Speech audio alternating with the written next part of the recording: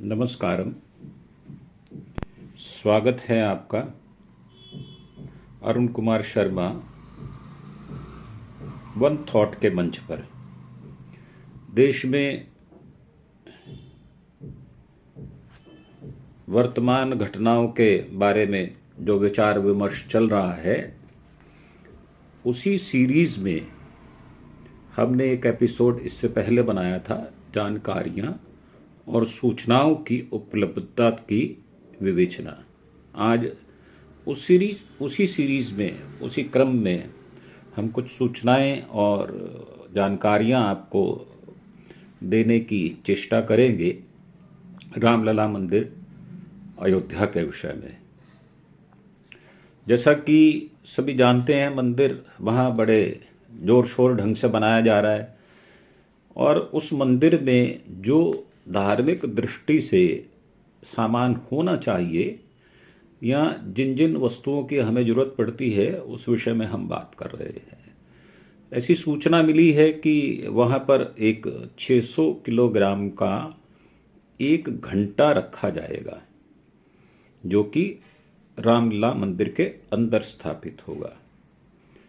जो रामलला मंदिर के दरवाजे हैं वो हैदराबाद से बनकर आ रहे हैं। विशिष्ट लकड़ी होगी जिसमें वर्षों चल पाने की सक्षमता होगी।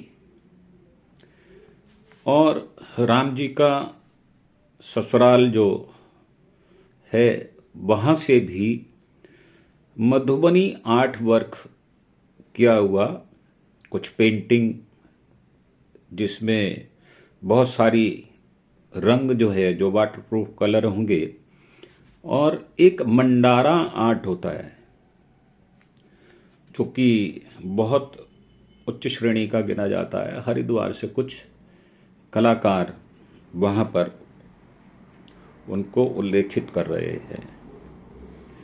अवधपुरी का आंगन सज रहा है, राम जन्मभूमि का सौंदर्यकरण हो रहा है, सड़कों चौक चौबारों को सुंदर बनाया जा रहा है, बड़ा बनाया जा रहा है। और एक यात्रा जो है वो शायद गोरखपुर से जलाभिषेक के लिए निकली है, जो गहावा माई रथ यात्रा के नाम से नेपाल से शायद निकली है। समिति ने वीरगंज जो नेपाल में है, वहाँ से एक यात्रा भी आ रही है, जो यहाँ आकर विभिन्न पवित्र नदियों का और सागर का जल लेकर यहाँ पर पधार रही है। जो वहाँ पर सड़कों के ऊपर ब्रिज बन रहे हैं, वहाँ पर भी बहुत सारी सांस्कृतिक धरोहर की झलक आपको मिलेगी। रामलला के विषय में या राम के जीवन के विषय में वहाँ पर कुछ चित्र उकेरे जा रहे हैं। बाबा विश्वनाथ की नगरी से भी कर्मकांडी ब्राह्मण पूजा अर्चना जो करेंगे प्राण प्रतिष्ठा में, उसका जो सामान है वो भी वहीं से लाया जा रहा है। काशी के हुनरमंद कारीगर हैं जो उसमें जुटे हुए हैं,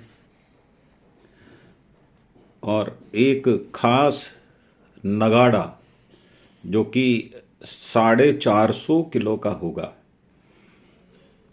वो भी वहाँ पर स्थापित किया जाएगा। मंदिरों में इस प्रकार के नगाड़े पहले रखे जाते थे, ये हमारे रिचुअल्स के अंदर चीज़ें आती हैं। इस प्रकार के नगाड़े रखे जाते थे ताकि वहाँ जब कोई उत्सव हो तो उस नगाड़े को बजाकर जोर से, लाउडस्पीकर तो पहले नहीं होते थे, लाउडस्पीकर के द्वारा उसको सूचना आसपास रहने वाले लोगों को मिल जाए, तो नगाड़ा एक प्रतीक रूप में वहाँ रखा जाएगा और जो बजेगा भी, इसमें कोई शंका वाली बात नहीं है। राम भक्तों का उल्लास जो है वो चरम पर है। अयोध्या में जो आराध्य देव हैं उनके विराजित होने का इंतजार हो रहा है। 8 तारीख को सूचना मिली है कि रामलला की मूर्ति भी वहाँ पर पहुँच जाएगी। और जो पुरानी मूर्ति है उसको शायद गर्भगृह में जो रामलला की नई मूर्ति अरुण योगीराज जी ने बनाई है उसके साथ ही विराजित किया जाएगा। और जो मूर्ति अरुण योगीराज जी ने बनाई है वो अचल मूर्ति के रूप में उसको प्रतिष्ठित किया जाएगा। और जो पुरानी मूर्ति है, शायद सुनने में ये भी बात आ रही है कि उसकी फिर दोबारा से प्राण प्रतिष्ठा की जाएगी और उसको उत्सव मूर्ति के रूप में रखा जाएगा। जो रामलला की मूर्ति गर्भगृह के बाहर जो ऊपर रखी जाएगी वो 51 इंच की है और कमल के फूल पर विराजित होगी, जिसमें ललाट से लेकर पैर तक का माप किया गया है। टोटल 8 फीट की वो मूर्ति आपको दृष्टिगोचर होगी। जैसा कि सभी को विदित है, भगवान राम जो हैं वो विष्णु अवतार के रूप में है और वो बाल सुलभ कोमलता उनके चेहरे से प्रकट हो, ऐसा मूर्तिकार जो जयपुर के थे, उनके पुत्र पुनीत ने भी बताया बहुत सारी बातों को। मैं उनको भी साझा करने का प्रयास करूंगा। जो सत्यनारायण जी पांडे ने जो मूर्ति बनाई है, उनके पुत्र हैं प्रशांत और पुनीत। प्रशांत अयोध्या में रहकर सारे कार्यों को करने में मदद कर रहे हैं और ये जो मूर्ति गढ़ी गई उनके द्वारा, उसके विषय में उन्होंने बहुत सारी बातें बताई हैं, जिसमें ये कहा गया कि जिस शिला से इस मूर्ति का निर्माण हुआ वो करीब 100 वर्ष पुरानी मूर्ति, 100 वर्ष पुराना शिला थी। और कई बार उसको जब उनके पास प्रस्ताव आता था किसी मूर्ति के लिए तो उसको उन्होंने बाहर निकाला, ऐसा पुनीत जी ने बताया है, जो कि पांडे मूर्ति भंडार जयपुर में अभी हैं। और उन्हीं के द्वारा ये सूचना दी गई कि भगवान गरुड़ की और हनुमान जी की मूर्ति जो 6-6 फुट की होगी वो भी रखी जाएगी और 6 जोड़े शेर के और हाथी के जो द्वार पे रखे जाएंगे वो भी उन्होंने बनाए हैं। मंदिर के बाहर, प्रांगण में बाहर गणेश जी की भी मूर्ति रखी जाएगी। और कुछ ऐसे क्षण उन्होंने साझे किए कि जब इस मूर्ति को बनाने का मई 2023 में उनके पास विचार आया, प्रस्ताव आया, तो जो उनके पिताश्री थे, और ये भी सर्वविदित है कि उनकी ये तीसरी चौथी पीढ़ी है जो इस व्यवसाय को या इस आर्ट को कर रही है। उसमें उन्होंने बताया कि जब प्रस्ताव आया उससे पहले बहुत बार ये विचार आया कि इसको मूर्ति के रूप में ढाला जाए। और ये शिला उनके पास 40-45 वर्ष पहले से पड़ी हुई है। 20-25 बार उसको बाहर निकाला गया मूर्ति के रूप में ढालने के लिए, परंतु हर बार जब उस पत्थर को, 10 फीट का जो पत्थर था, उसको विभाजित करने का मन में जब विचार आता था तो वैसे ही एक दूसरा विचार आ जाता था कि इसको ना तोड़ा जाए या इसका विभाजन ना किया जाए, तो उसको दोबारा से फिर अंदर रख दिया जाता था। और ऐसा क्यों हुआ, इस विषय में उनका कहना है कि ये जो पत्थर है ये बड़ा विशिष्ट प्रकार का पत्थर है। मकराना का ये पत्थर जो है, जिन खानों से निकला है हुआ है वो खाने अब बंद हो चुकी हैं। जो पुनीत जी के दादाजी हैं रामेश्वर लाल जी पांडे, वो भी इसी कार्य को करते रहे। उनके चाचा जी हैं पुष्पेंद्र पांडे, वो भी अयोध्या के अंदर हैं। और एक 10 वर्षीय पुत्र भी उनका वहां पर उन मूर्तियों को विराजित करने में हाथ बटा रहा है। और जो पत्थर है उसमें जो उसकी विशेषता होती है, उसमें कैल्शियम का होना और आयरन का होना बहुत जरूरी होता है। जब किसी मूर्तिकार को मूर्ति बनाने के लिए दी जाती है शिला, तो उसमें वो उसको कितने वर्ष चलेगी उसका अनुमान लगाना पड़ता है कि मूर्ति में टूट फूट ना हो पाए और वो मजबूती से बनी रहे। तो उसमें जो लोह का अश्व होता है उसका परीक्षण भी किया जाता है। और जो रामलला की मूर्ति है, उनके एक हाथ में धनुष और एक हाथ में कमान है। तो ये विचार जब उनके पास प्रस्ताव आया तो उनका कहना है, उनके पिताजी के मन में एक भाव आया कि शायद ये जो पत्थर है, ये जो शिला है, ये इसी वजह से 40-45 वर्षों में हमारे पास पड़ी रही। तो उसी से उन्होंने उसको मूर्त रूप 6-7 महीनों में देने की चेष्टा की। रामलला के अलावा वहाँ जो मूर्तियाँ पहुँची हैं वो वंशी पहाड़पुर के पत्थर की मूर्तियाँ भी वहाँ पर बनी हैं। और पत्थर कैसे अपना भाग्य निर्धारित करता है, इस विषय में बहुत ही भावपूर्ण और आत्ममुग्ध करने वाली बात उन्होंने कही कि 3 पीढ़ियों के बाद इस पत्थर को इस बात के लिए निर्धारित किया गया कि ये रामलला के काम आएगी। और एक बात और भी है जिसको हम पत्थर या शिला कह देते हैं। तो उन्होंने बताया कि हम श्रद्धापूर्वक जब भाव से नाम लेते हैं तो ये धरती से निकली हुई वस्तुएं होती हैं, जैसे कि आम मिनरल मेटल इत्यादि निकलते हैं, तो ये धरती के पुत्र कहलाते हैं। तो शिला को उन्होंने धरती पुत्र कहकर संबोधन किया। और ये भी उन्होंने बताया कि अयोध्या में इस समय उनकी टीम के करीब 150 मूर्तिकार वहाँ पर काम पर लगे हुए हैं। और 2023 मई में इस मूर्ति को जब बनाना शुरू किया था, 7 महीने बाद इसका स्वरूप बना। राजस्थान जयपुर में ये उनके कहे अनुसार ये उनके लिए, राजस्थान के लिए, जयपुर के लिए एक गौरव की बात है। इसमें कोई शंका वाली बात नहीं है। भगवान गरुड़ और हनुमान जी की 6-6 फुट की मूर्तियां भी बनाई जा रही हैं, बनी हैं, और उनको भी वहां विराजित किया जा रहा है। इस प्रकार बहुत सारी जानकारियां वहां बताई जा रही हैं।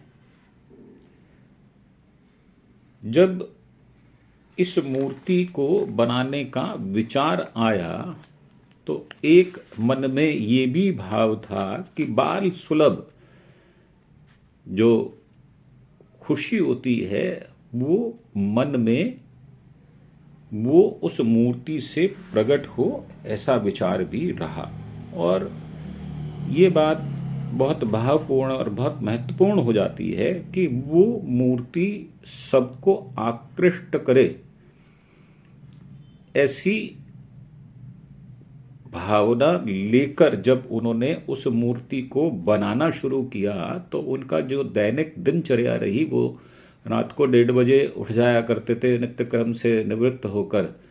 वो जब मूर्ति को गढ़ने बैठते थे या जब उनको शेप देने के लिए बैठते थे तो वो भजन सुना करते थे। और उस भजन के साथ उनका ये भी कहना है कि भगवान हनुमान जी स्वयं विराजित होकर मेरे दोनों हाथों में जो छैनी और हथौड़ी या कोई भी औजार जो मेरे हाथ में होता था उसमें प्रेरणा भर देते थे। इसी कारण शायद ये जो स्वरूप है इतना निखर कर आया। और ये किसी एक कलाकार की कहानी नहीं है, ये सभी जो कलाकार अपने काम को अंजाम देते हैं या जो अपना काम करते हैं, ये उनके मन में ये विचार रहता है। और इसी वजह से ये कहा भी जाता है कि धर्म जो है वो विश्वास और आस्था का विषय है। वहां पर तर्क या कुतर्क या वितर्क का कोई स्थान नहीं है। इमोशनल रूप से हम सभी लोग अपने अपने धर्मों से जुड़े रहते हैं और हर एक व्यक्ति अपने धर्म का पक्ष रखता है, ऐसी मेरी मान्यता है। जब हम बात करते हैं हिंदू धर्म के विषय में या किसी भी धर्म के विषय में, तो अपने धर्म का पक्ष रखना ये शायद प्रथम कर्तव्य के रूप में सामने आता है। चाहे वो किसी भी धर्म से हो, ईसाई हो, मुसलमान हो, सिख हो, बौद्ध हो, सभी लोग अपने अपने धर्मों की बेहद इज्जत करते हैं और उसमें नए नए प्रकार के भाव पैदा हों, क्योंकि उसी मूर्ति को भक्त लोग पूजते हैं। ऐसी भावनाएं मूर्तिकारों में ही नहीं, श्रद्धालुओं में भी देखी जाती है। वो अपने भगवान को किस रूप में देखना चाहेंगे। परंतु मेरा मानना ये है कि इस मंदिर को तब इसका उद्घाटन या गर्भगृह में रामलला को विराजित किया जाता जब इस मंदिर की पूर्णता हो जाती है। और जो सूचनाओं में उपलब्धि मिली है वो ये कि जो फर्स्ट फ्लोर या सेकंड फ्लोर है, वहाँ पर पहली मंजिल या दूसरी मंजिल पर माँ जानकी को भी विराजित किया जाएगा। वहाँ लक्ष्मण जी की मूर्ति भी होगी, हनुमान जी की भी मूर्ति होगी।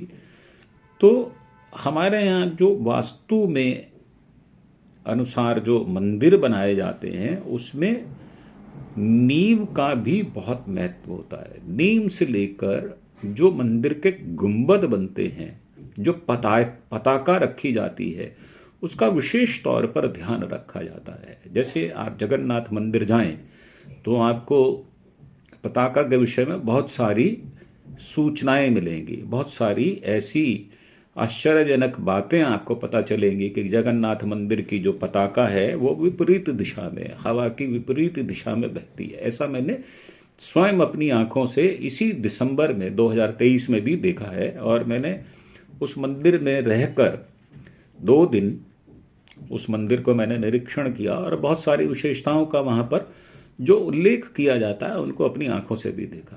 परंतु रामलला मंदिर में कौन सी विशेषताएं होंगी, और ये भी विचारणीय विषय है कि एक मंदिर में एक ही भगवान की 4 मूर्तियां रामलला मंदिर में प्रतिष्ठित होने वाली हैं। धार्मिक दृष्टिकोण से ये कितना उचित है, कितना अनुचित है, इस विषय में जो जानकारी है वो धर्म गुरु देंगे या हमारे धार्मिक ग्रंथ देंगे, ऐसी मेरी मान्यता है।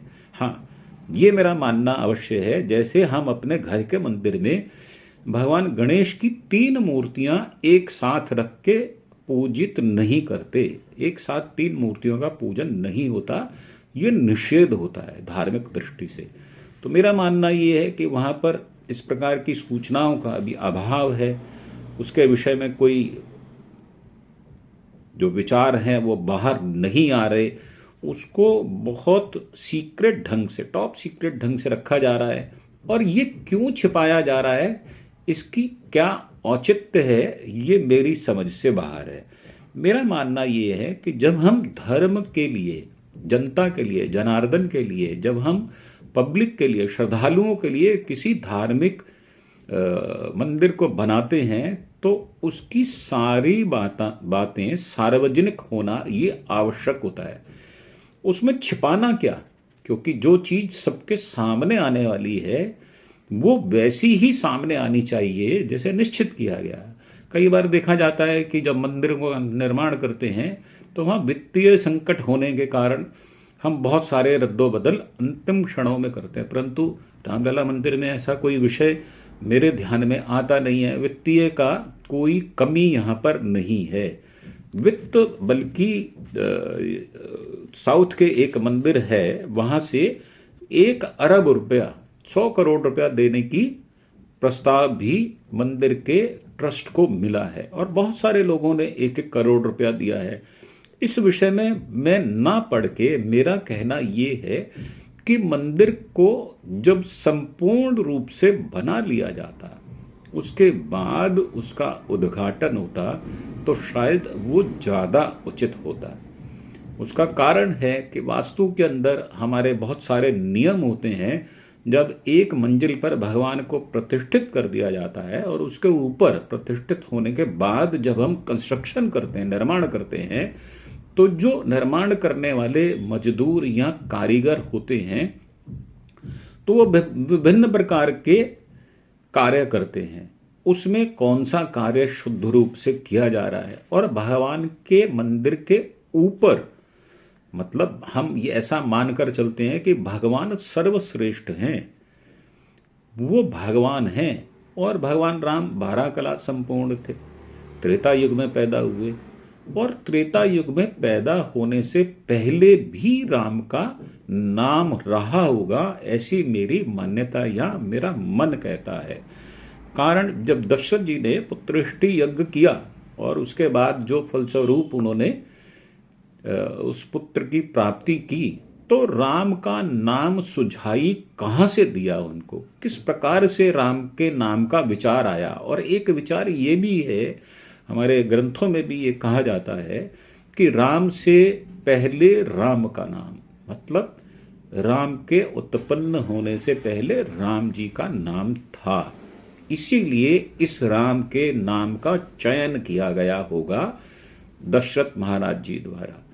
तो मेरा इतना ही कहना है कि जो अभी सीरियल बनाया गया था, उसकी जो अभिनेत्री जो जिन्होंने सीता का रोल किया था, उनका भी ये कहना है कि माँ जानकी के बिना इस मंदिर का उद्घाटन करना शायद उतना उचित ना होगा। परंतु ऐसा मंदिर ट्रस्ट ने बताया भी है और ऐसा सूचनाओं में उपलब्धता भी हो रही है कि माँ जानकी को पहली मंजिल पर विराजित किया जाएगा, और शायद 2024 दिसंबर तक इसका निर्माण पूरा हो पाए, ऐसा प्रयत्न किया जा रहा है।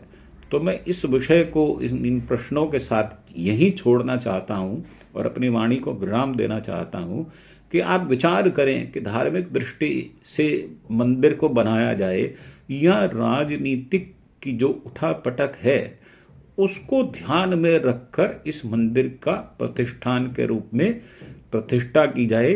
दोनों में से कौन सी बात उचित है, जो आपको लगता हो, मैं आपका स्वागत करूंगा। आप अपने विचार भी भेजें और अपने सुझाव भी भेजें, और मेरे इस channel Arun Kumar Sharma one thought को आप शेयर भी करें, लाइक भी करें और सब्सक्राइब भी करें। अभी पिछले 10 दिनों में जो भी मैंने प्रयत्न किए हैं उसमें सब्सक्राइब करने वाले लोगों की गिनती बहुत कम है, तो उससे उत्साह में कमी आती है और व्यक्ति विशेष इस बात की चेष्टा करता है कि क्या मुझे इस सीरीज को आगे बढ़ाना चाहिए या नहीं बढ़ाना चाहिए। परंतु धार्मिक दृष्टि से, मैं धार्मिक व्यक्ति होने के नाते ये अपना कर्तव्य भी समझता हूँ नैतिक तौर पर कि सबको सभी प्रकार की सूचनाएं नहीं मिल पाती, इसलिए मेरा इसको बनाना उचित होगा।